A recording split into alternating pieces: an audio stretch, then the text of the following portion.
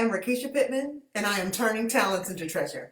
I have said that for many, many years, and I want to encourage you when you are approaching your books to think about how you expand. I have been turning talents into treasure for a number of years to the point where people would say that because I said it so many times and it became a part of my brand. Talents, talents, talents, talents, talents. So I even did a Turning Talents into Treasure start when I talked about Birth of a Saleswoman, which is a book I talked about a few days ago. Got 50 million books. But anyway, I talked about that book a few days ago and I released it for my birthday, talking about creative ways to do that. So I want to encourage you to think in terms of franchising and expanding on your ideas. I'll break it down really, really quick. The reason why I talk about turning talents into treasure is because people will make you think that something is good and then put a limiting belief on you, right? I think that stay in your lane is a limiting belief. I always say that stay in your lane is aimed at those who choose to remain bound to the ground. There are no lanes in the sky when you fly.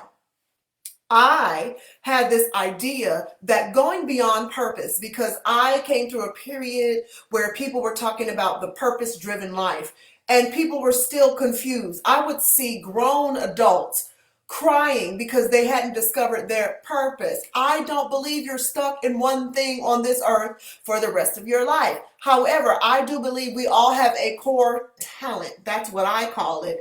I love the parable of the talents. I've taught on it for a number of years. That's in the Bible, right? So we have a core talent. There is something. We do not all have the same number of talents.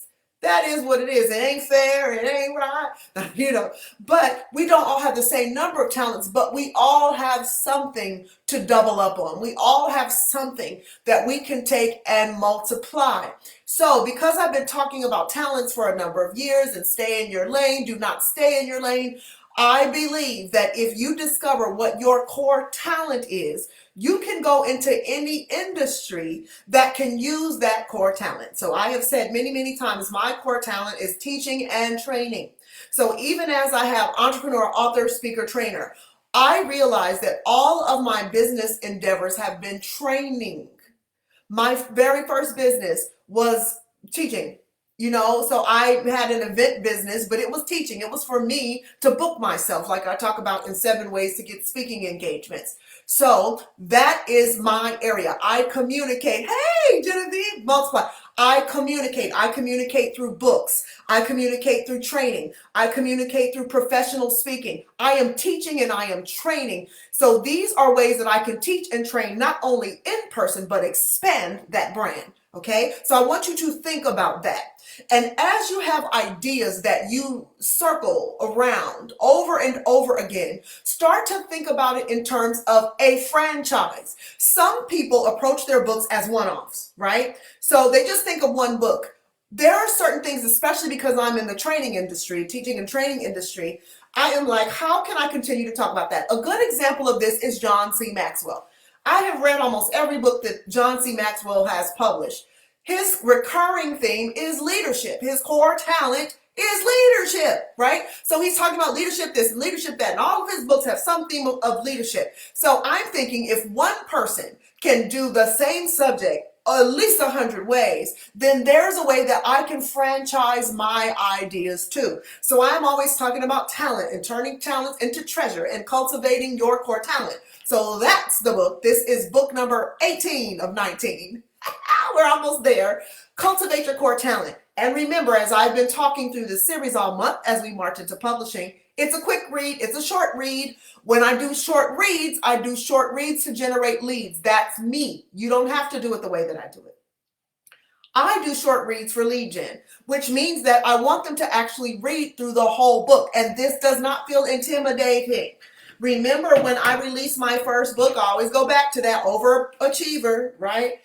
That's intimidating for some people. That's a lot. And people don't feel like they have that level of time investment. So when I give them a book, they're like, I can read this. They open it up and they keep turning pages. And before you know it, they are done and they want to work with me. They get the concept. So I use these as like little infusions where I want to get a central idea to someone so that they will know this is the way that I think, this is my model, and if you want to work with me, we can do that. So cultivate your core talent, profit from your natural ability in 8 simple steps. It's saying that you already have what it takes. And I go through, I've done 7 ways to get speaking engagements, right? Step 1, identify your core talent. And I want to encourage you all, just because a book, look, I've read my own books. You should read your own books. That's how you miss out on errors, because you're not reading it. But you should still have a professional rendering and a professional result of the books that you do, because I can then package these. If I'm doing any types of courses or trainings, I can package these and continue the franchising of my idea. So start to think about that. Do you have an idea that you can continue to expound upon? So even in publishing, right? I've shown you book publishing master plan. I've shown you Get Right Church. Like, we've gone through all of these things, right? Tomorrow it will be money on the books. It's the same idea. It's franchising.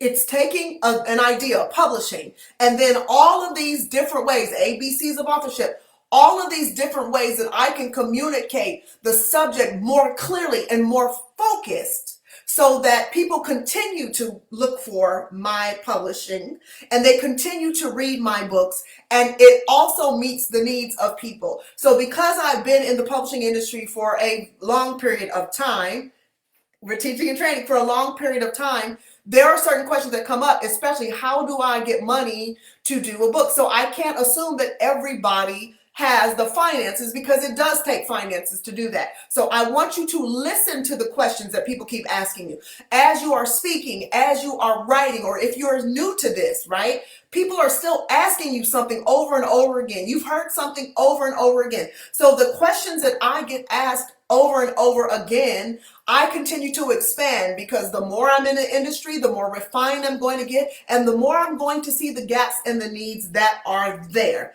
Okay, so my teachings always talk about core talent. If you're talking about something on a regular basis, start to think about how many different topics can I get out of this. And here's a problem that I see. Sometimes if you've been in the industry for a long period of time and you have waited too long to publish, you are glutted with words.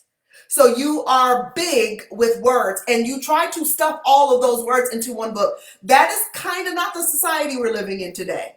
So that's why I tell people, think about it. Is it a series? If it's not a franchise per se, is it a series? Do you do part 1, part 2? There are some people who give me books that are so long, I'm going, people are not, they're going to see this and then they're going to miss the beauty of what you're saying, because it's too doggone long. This is not fiction. I'm talking about nonfiction. I'm glad it's good, okay? It's too long. So I tell them, think about part 1, part 2, book 1, book 2, volume 1, volume 2. How can you expand on that so you're not overwhelming people, so that you write pieces, books that are still healthy, but books that they want to get through, continue to read, and then ask you what's next. This is why I want you to think about that. And as you sell one book, not only does it sell your future books, it also sells your back catalog. So think about that. So if somebody meets me at book 18, they might want to go back and see what book 10 was. Do you see what I'm saying? This is why I encourage people who are in the teaching space or in the consulting space that every year you owe your audience a book, because you should be growing every year. Every year there's some new idea that comes out. I have a workshop this Saturday. Listen, I learned something yesterday that's going to blow their minds. That doesn't include all of the stuff I have on the calendar for 2025 that I'm going to tell you on Monday if you're not going to be at my event on Saturday.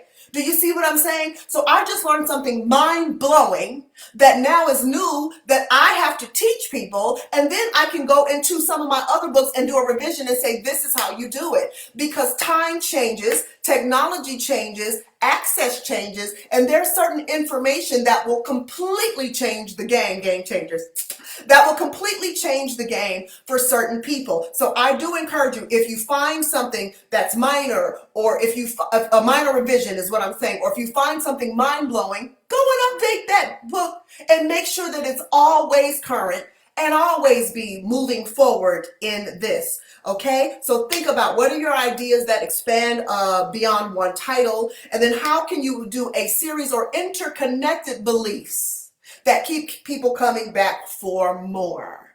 I know, listen, this month has blessed my socks off. Okay, I've never done this. You know, I've done writing challenges, I've done March into Publishing, but not this way. So this way, I decided to do something fresh and new, and it's a heck of a lot of content for me to then repurpose. Do you see what I'm saying? I could take this whole series that I've done over the past month and literally create a whole nother book about each of the books in my series. So tomorrow, I'm going to hit up money on the books. All of my books should be in your arsenal somewhere, okay? But I'm going to talk about money on the book and how to invest in your author brand. You need to invest in your brand. So that way, when you send me a photo, I don't have to say, what's wrong with you? Or when we're doing your bio, right? We need to invest in your brand as an author. That will be book number 19 of 19 tomorrow. Okay, so I am excited. On Saturday, I am teaching March into Publishing Live, the workshop. Tickets have been moving. I am looking forward to it. I'm teaching fresh content. I'm making sure that it is actionable. And then I have a big announcement after that. Okay, so thank you for joining me. And remember to turn your talents into treasure and get right.